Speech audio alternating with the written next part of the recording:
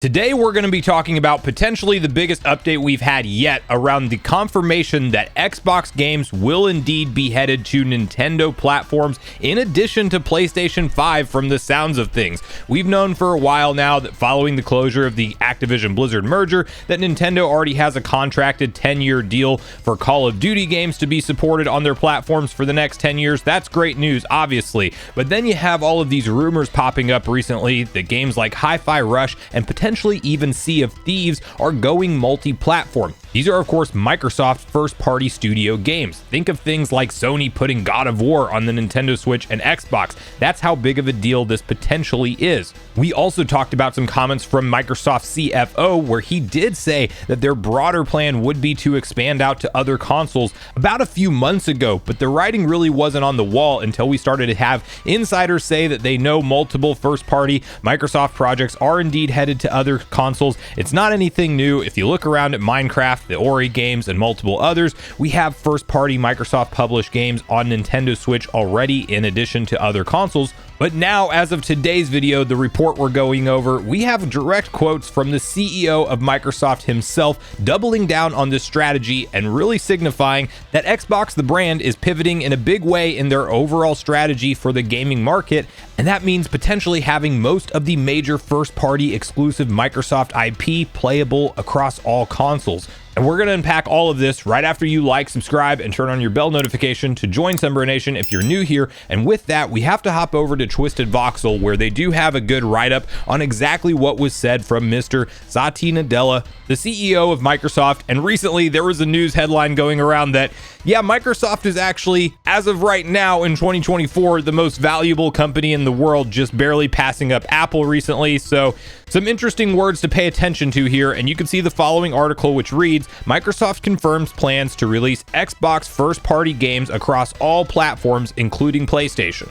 Microsoft has confirmed its plans to release Xbox first-party games across all platforms, including PlayStation and Nintendo consoles. Speaking during Microsoft's annual shareholders meeting, as well as a recent Bloomberg interview, CEO Satya Nadella confirmed the company's plans to release Xbox first-party games across all platforms, including PlayStation and Nintendo consoles. He stated this in a response to a question regarding the health and the future of the Xbox. In his response, Nadella said that Microsoft is very excited about everything going on in gaming, especially with the closing of the Activision Blizzard King acquisition deal. According to him, the software giant now has the ability to do what it has always set out to do, which is to build great games and deliver them to players across all platforms, which includes Xbox and consoles, the PCs, and now even including mobile gaming and cloud gaming. During the Bloomberg interview, Nadella specifically mentioned that he wants Microsoft to be a good publisher for both PlayStation and Nintendo. He stated that prior to the Activision Blizzard King acquisition, Microsoft was number 3 or number 4,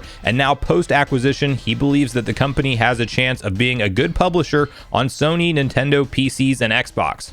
Additionally, he mentioned that the company wants to do its very best work in gaming. While he referred to it as a core business for Microsoft, he seemed more keen on discussing its connection to AI, stating how there is tremendous synergy between the gaming business and what the company is doing up and down the AI stack. He said that Microsoft is not a conglomerate and the software giant has one platform that it expresses through multiple different addressable markets, and gaming is one. Earlier, multiple sources had indicated that Xbox is looking to foray into third-party development, with ports of several first-party titles rumored to arrive on PS5 and Nintendo Switch 2. Today, the Microsoft CEO appears to have hinted at these rumors being true. So for Microsoft fans out there, does this mean that the Xbox Series X and S is going away and all of Microsoft's support will no longer be a thing for those consoles? No, that's absolutely not what's happening here, but it is very clear that Microsoft's big push right now is to focus much more on the software that they own within the gaming industry and put that on as many consoles as possible, and not even just consoles, mobile gaming and cloud gaming.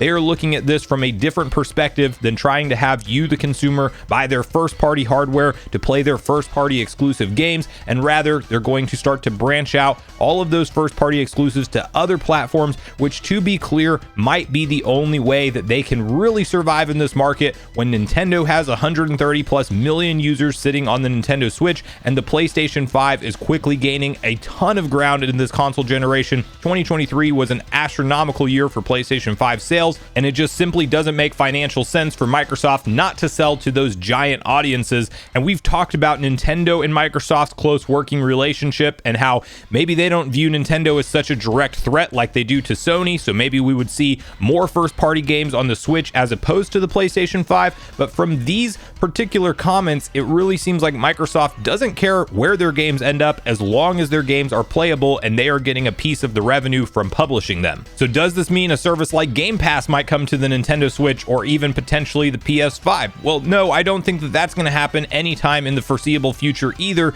because Game Pass is very much a subscription-based service that makes sense for Microsoft from their own profitability standpoint on their consoles. But if you're talking about something that has access to 150 plus or 200 games, whatever it is, well, at that point you have a lot of incentive just to play the Game Pass games that are included, and you're paying Microsoft a subscription fee on your console as opposed to going through the Nintendo Switch eShop and buying all of the first-party Nintendo games. And there's also going to be a lot of overlap in free Game Pass games that you have to pay for in the eShop and the PlayStation 5 store. So it doesn't make near as much sense for Nintendo or Sony to greenlight Game Pass being brought over to their consoles, but I do think that we're going to be at a point where we're seeing more and more first-party Microsoft reveals have multiple console logos at the end of the trailers. They may go for a timed exclusive thing, kind of like Sony is testing out right now with the PC market, kind of doing like a year or two of its own sales on their exclusive console, and then they're porting their games to PC afterwards. We might see some of the games that are basically a year old start to come to other consoles from Microsoft as a first-party publisher, and it might not be day and date for the foreseeable future, but this is definitely them shifting the chess pieces around the board to say, we want to sell you software, we don't care where or how you play it. And when we're talking about the things like a prospect of new Nintendo hardware launching in 2024, that's very exciting, because if you start to think about all of the games that can run on the Series S right now via Game Pass, and how many of those are first party Microsoft exclusives, and how many of those could now be in the conversation to come to a hybrid console like the Nintendo Switch 2, and by all accounts probably run up to the same standards as what a Series S would do. This is great news for Nintendo fans and just for gamers at the end of the day. There's some controversy around, diehard Microsoft fans out there not wanting this to happen, but it was pretty clear to me when we saw Phil Spencer straight up in interviews saying that they lost the worst console generation to ever lose, which was the PS4 versus Xbox One, and that people were building out their digital libraries on the PlayStation 4, and they really fumbled the ball then. It sounded more or less like Microsoft at that point in time had it made up in their mind that they weren't going to win this thing just going console to console with the traditional console wars that we've seen played out over years and years. They're going more of the Microsoft route, which is a software-based company. Think about Windows PC. Microsoft could care less if you use Windows on their own first-party proprietary hardware that they made. Rather, you're buying a bunch of different parts in the PC market from other manufacturers, and then you're running Microsoft software on it, and they are getting their kickback from you using their software. This seems to now also be their strategy for gaming, so I wouldn't be surprised that as we talk about the Nintendo Switch 2 games lineup, we know Call of Duty is going to be there for 10 years,